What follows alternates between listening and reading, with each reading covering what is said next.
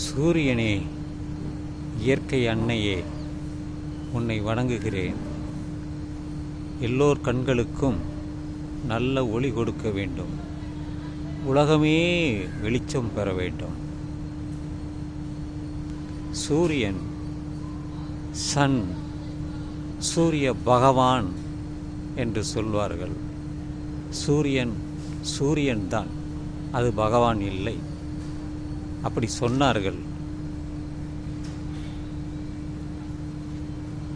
நிலவு இருக்கிறது, சந்திரன் என்கிறார்கள்.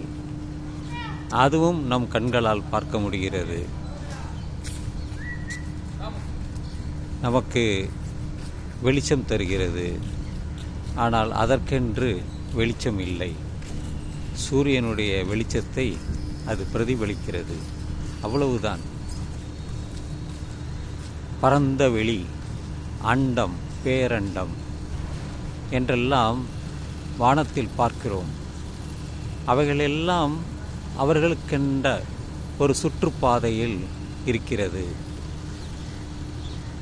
ஒன்றோடு ஒன்று மோதிக்கொள்வதில்லை.